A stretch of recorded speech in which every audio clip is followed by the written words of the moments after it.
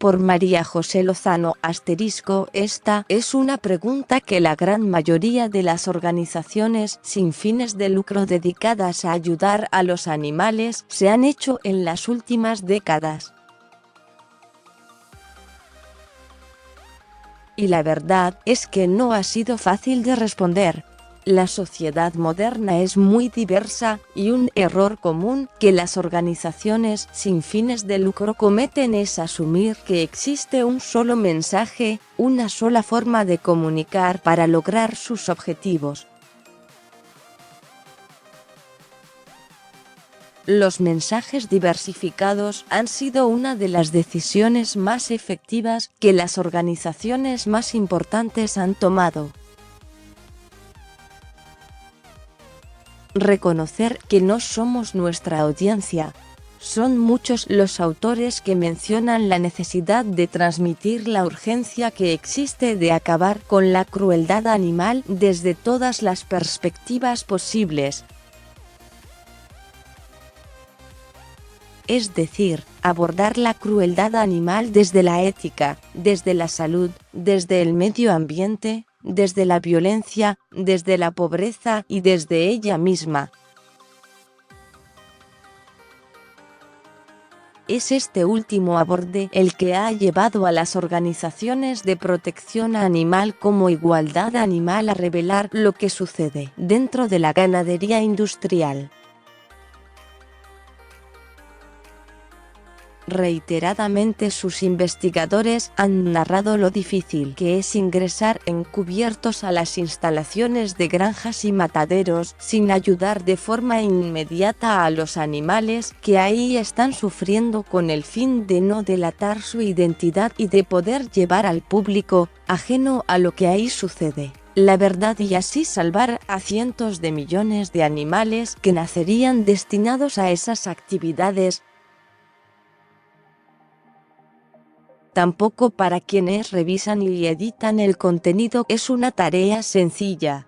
Es por eso que la mayoría de las organizaciones de este tipo ofrece apoyo profesional a sus miembros para evitar el burnout o fatiga compasional que detona trabajar viendo constantemente escenas de violencia explícita contra los animales.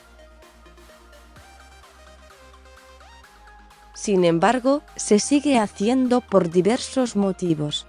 Uno de ellos es el alcance mediático que tienen las investigaciones que permiten llegar a millones de personas. La prensa es menos propensa a publicar historias de éxito que reportajes que reflejan una realidad que, de no ser por ellos, la información no estaría al alcance de la mayoría.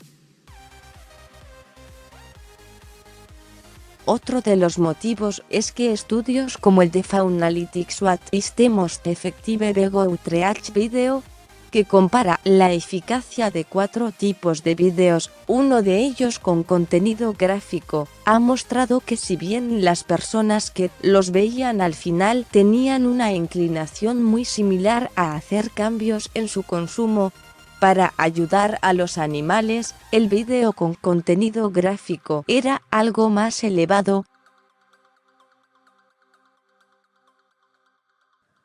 Pero también mostró que menos personas estaban dispuestas a verlo. Desgraciadamente, es difícil informar a quienes desconocen del todo lo que sucede realmente dentro de las paredes de la ganadería y mataderos industriales, de la crueldad inaudita a la que son sometidos los animales. La mayoría de las personas que siente una conexión emocional con animales como perros y gatos, no siente la misma empatía por los animales con los que normalmente no convive y que les han enseñado son, por ejemplo, comida. La publicidad y las tradiciones perduran en la cabeza de aquellos que nunca han visto o escuchado sobre lo que sucede en la ganadería industrial. Las investigaciones sacuden esas imágenes de verdes campos y animales felices, y permiten que el consumidor tome decisiones de manera informada. Acabo de ver el video de igualdad animal y es impactante. Algunas escenas me obligaron a cerrar los ojos. Y pues, ciertamente me hace pensar que debemos modificar, o debo, en todo caso, empezar por mí, mis hábitos de alimentación, comentó Gabriel Falcón, profesor de la Universidad del Valle de Atemajac, UNIVA, tras experimentar el proyecto de realidad virtual y animal. Y finalmente, ese es el objetivo de aquellos que día a día trabajan para ayudar a los animales, mostrar que la cotidianidad de miles de millones de animales es el sufrimiento y que solo hay una persona que puede cambiar lo que ahí sucede: ellos mismos.